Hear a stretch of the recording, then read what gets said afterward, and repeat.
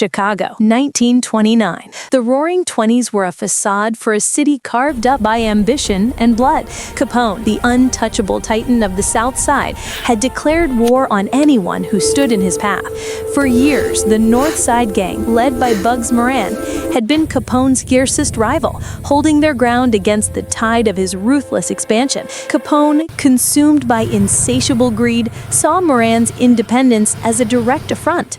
The Northsiders, though smaller in number, refused to be absorbed, clinging to their territories, their livelihoods. This defiance, this refusal to yield, festered in Capone like a poison, igniting a dangerous obsession. The North Side gang was more than just a criminal enterprise. For many, it was their only way to survive. Men like John May, their mechanic, found a place, a purpose, a loyalty that the legitimate world denied them. In a city ravaged by poverty and corruption, these men saw themselves as providing for their families, caught between a rock and a hard place. Then came the fateful morning of February 14th. The bait was a false liquor delivery, a promise of a big score.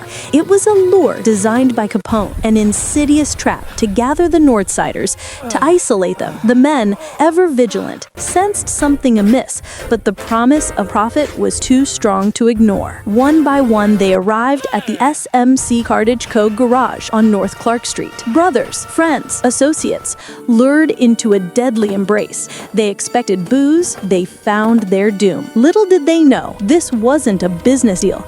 It was a carefully orchestrated massacre. Suddenly, a chilling sight. Two men in police uniforms, accompanied by two in plain clothes, stormed the garage. For Moran's men, compliance was ingrained. This was a police raid, a routine nuisance, or so they thought. They dutifully dropped their weapons, hands raised, expecting arrests, not annihilation. But this was no raid. This was an execution. The police uniforms were a cruel deception, a weapon of psychological warfare.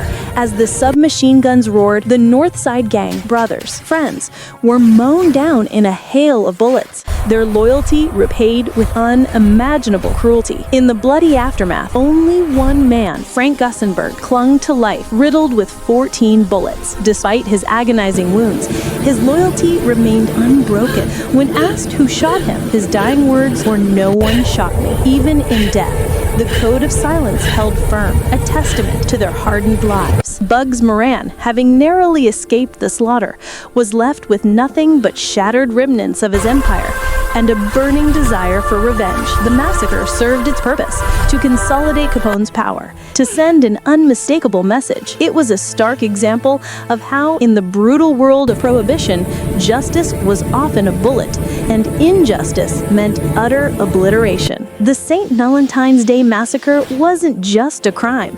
It was a brutal spectacle, a turning point in American true crime history. It laid bare the savagery of the Prohibition era and the deadly cost of unchecked power. The North Side gang were pushed to their breaking point, not by their own malice, but by the relentless, merciless injustice of a rival who sought absolute dominion, forever silencing those who dared to stand in his way.